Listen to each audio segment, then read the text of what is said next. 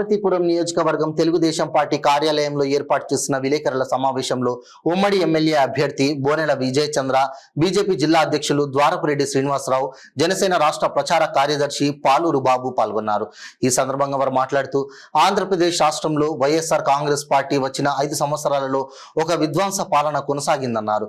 ఈ విధ్వంస పాలనలో ఏమి ఒరిగిందంటే బీసీలకు అన్యాయం, దళితులపై దాడులు, గిరిజనులపై విపరీతమైన వివక్ష, వాళ్ళకి చట్టబద్ధంగా రావాల్సిన పథకాలు అన్నింటినీ తుడిచివేయగా, మరి ముఖ్యంగా సామాన్య ప్రజలు బ్రతకలేని విధంగా నిత్యావసర వస్తువుల ధరలు ఆకాశానికి ఎక్కించారని, కరెంటు ఛార్జీలు 9 సార్లు పెంచి ప్రజలపై భారం వేశారని తెలిపారు.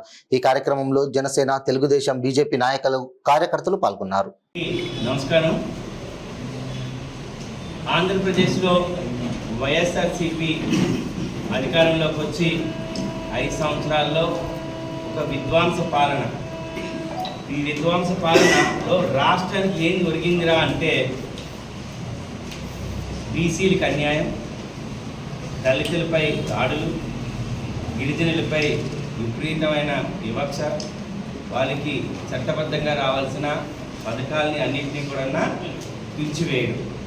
ఇక మరి ముఖ్యంగా సామాన్యుడు కూడా బతకలేని విధంగా ధరలని ఆకాశానికి అందించినట్టు, కరెంటు బిల్లుని 9 సార్లు పెంచి, ఒకవైపు సంక్షేమం అంటూ ఆయన రాష్ట్రాన్ని దోచిన విధానం చూస్తే ప్రపంచంలో ఆర్థికవేత్తలందరూ ముక్కు మీద వేలేసుకుంటున్నారు. ఆర్థికవేత్తలు ఎంత ధైర్యంగా భయపడుతున్నారంటే ఈ విధంగా వదిలేస్తే రాష్ట్రం తిరిగి ఎన్ని నిధులు ఇచ్చినా కానీ, ఎంతమంది వచ్చినా కానీ గాడిలో పెట్టడం కష్టమని తెలియజేస్తుంది. అయితే తెలుగుదేశం, జనసేన, బీజేపీ ఈ 3 కూడా ఎన్డీఏ కూటమి ఒక కూటమిలో ఉండడం వల్ల వైఎస్ఆర్సీపీ చేసిన అకృత్యాలు, అగత్యాలను అన్నింటినీ కూడా ఎన్డీఏ ఛార్జ్ షీట్ కింద ఈరోజు జాతీయ ప్రజాస్వామ్య కూటమి ఆంధ్రప్రదేశ్లో 3 పార్టీలతో ఇక్కడ రాష్ట్ర ప్రభుత్వాన్ని, అలాగే కేంద్రానికి పంపించాల్సిన ఎంపీలు ఏవైతే 25 ఉన్నాయో మొత్తం 175 ప్లస్ 25 స్థానాల్లో ఈ 3 పార్టీల తాలూకా శక్తి ఏంటన్నది త్వరలోనే జగన్మోహన్ రెడ్డికి తెలియబోతుంది. ఇక్కడ 2 విషయాలు చర్చించుకుంటాం.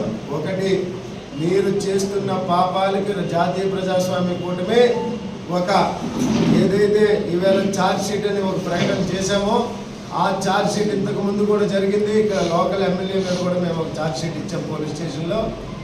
మేము ఇక్కడ ఒకటే చెప్తున్నాం, మీరు చేస్తున్న అరాచక పాలనకి ప్రజలు స్వచ్ఛందంగా ఈవేళ మిమ్మల్ని దించాలని ఒక ఆలోచనకు వచ్చారు. ఇది క్లియర్.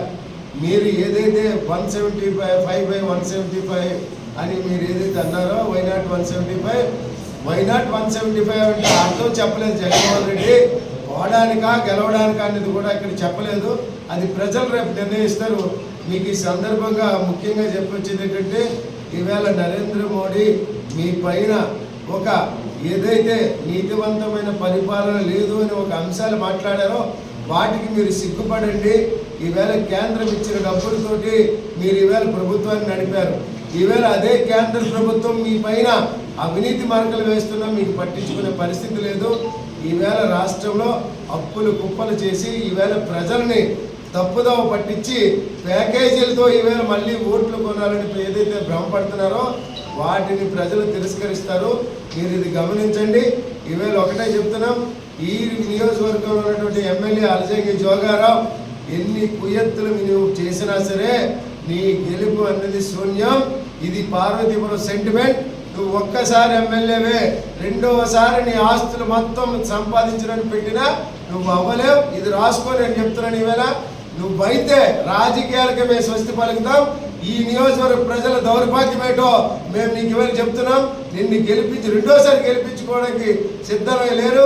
నీకు అంతకుముందే చెప్పా పార్వతీపురం అంటే నీకు చూపిస్తానని చూపించా. ఈవేళ నీకు పార్వతీపురం చూపిస్తాం. పార్వతీపురం ప్రజల నియోజకవర్గ ప్రజల మనోభావాన్ని నువ్వు ఇవాళ చవి చూస్తావు. నీ సందర్భంగా తెలియజేస్తున్నాను.